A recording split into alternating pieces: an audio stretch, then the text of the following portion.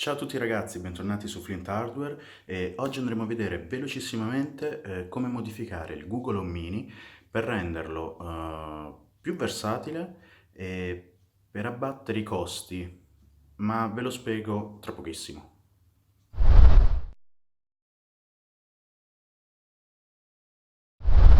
Ragazzi, la caratteristica peggiore del Google Home Mini che mi avrebbe fatto evitare assolutamente di comprarlo è la mancanza di un jack da 3,5. Cosa comporta questo? Utilizzare solo la cassa piccolissima del Google Home Mini. Io per ovviare questo, visto che lo tengo in salotto con dietro di me il televisore e un impianto 5.1 con soundbar e tutto quanto, volevo poterlo utilizzare con un audio decisamente migliore. Devo dire che messo al 100% suona forte, ma senza bassi assolutamente. Quindi, visto che ho la soundbar con il subwoofer e tutto quanto, ho detto perché non provare a collegarle? Bene, via Bluetooth non si collegano, non c'è alcun modo di collegarli senza filo.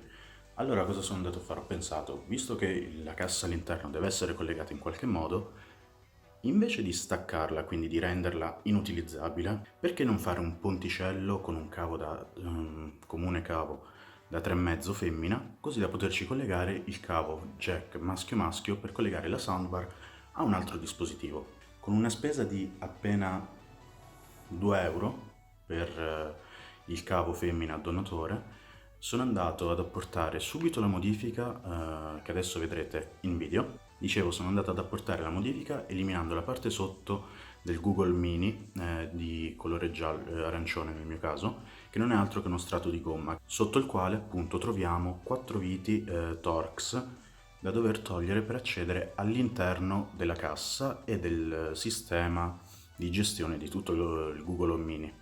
Rimosse queste prime 4 viti Torx, sono presenti altre 4 viti di dimensione più grande con una testa mi pare 2 volte più grande. Io comunque per smontare tutto ho comprato un mini kit. Eliminate anche queste 4 viti, possiamo vedere che il filo è veramente molto molto sottile che collega la cassa alla fonte di gestione del Google Home Mini. Questo cosa vuol dire? Che dovremo fare molta molta attenzione nel momento in cui andremo a spellare i due fili rosso e nero per poter collegarci i nostri fili dell'adattatore femmina. Io mi sono avvalso dell'aiuto di un bisturi per andare a spellare lateralmente, piano piano, a filo tutto quanto. Avevo provato all'inizio con un accendino per provare a sciogliere la gomma, ma diciamo che il filo era talmente troppo sottile che ho notato fin da subito che si surriscaldava prima il filo stesso che la gomma, quindi insomma. Vabbè, superato questo piccolo problema, accediamo al filo, facciamo finta che abbiamo già spellato i fili.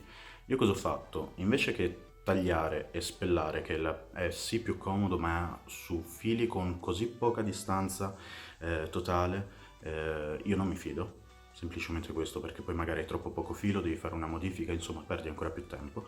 Sono andato semplicemente a rimuovere un piccolo lembo di gomma e andare ad collegarci sopra il nuovo filo arrotolandolo, e nel mio caso io l'ho anche stagnato, ma diciamo che anche con 2 gocce di colla a caldo, facendo molta attenzione, si sarebbe potuto risolvere tutto.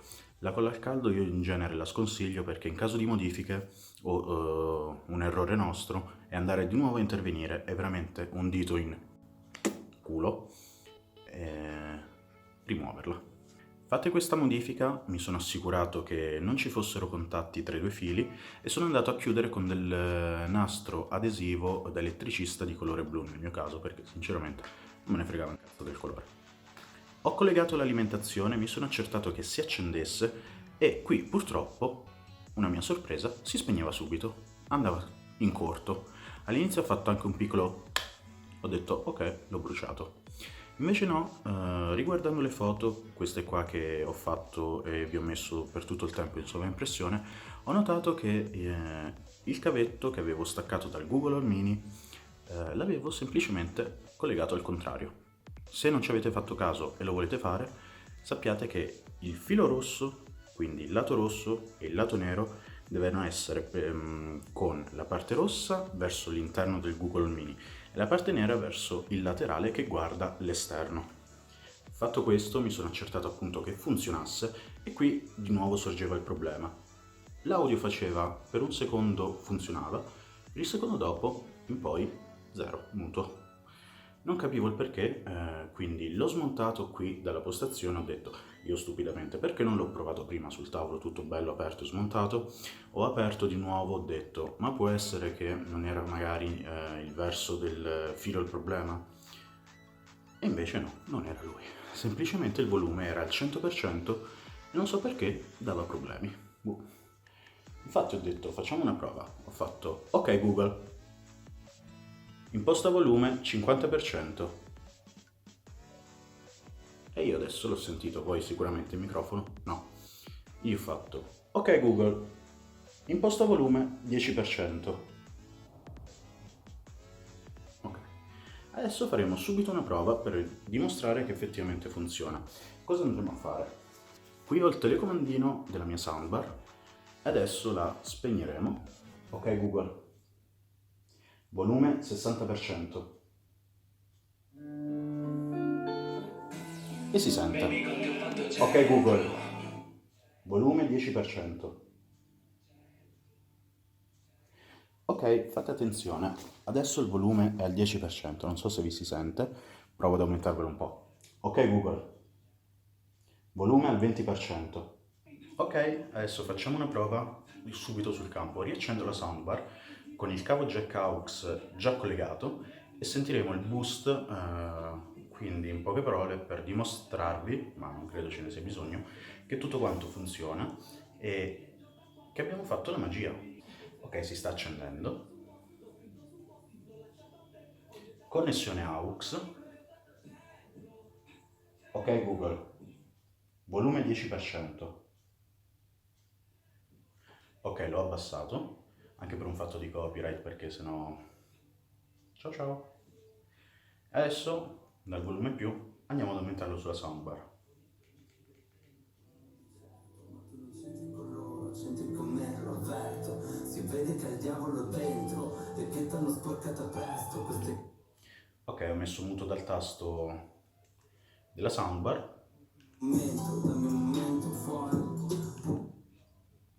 Ok, metodo velocissimo, indolore no, perdete la garanzia, assicurato, anche perché all'interno delle viti è presente il classico colorante blu che dimostra che l'avete manomesso, ma insomma è anche facilmente intuibile visto che andrete ad effettuare, come ho fatto io, un foro nella plastica per far passare il cavo della prolunga, quindi...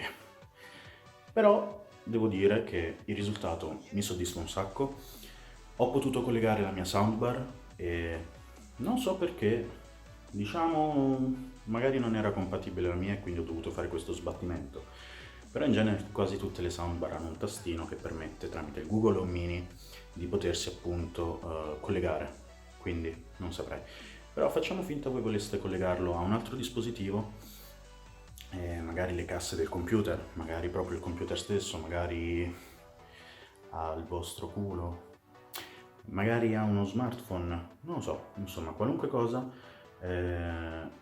Questo è un breve tutorial, le foto ve le ho messe, non ho potuto fare un video perché sinceramente non avevo sbattimento di far vedere che tagliavo, che urlavo ogni 3 secondi perché è tutto veramente molto piccolo, bisogna fare molta attenzione, le mie mani sono giganti, io sono gigante e quindi il Google Mini è piccolino, lo volevo già fiondare dalla finestra dopo i primi 3 minuti di lavoro, ma va bene così. Ok Google, raccontami una barzelletta. Ci sono 2 arance su un albero. Una delle 2 cade e urla: aiuto! Aiuto! E l'altra risponde: Arrangiati!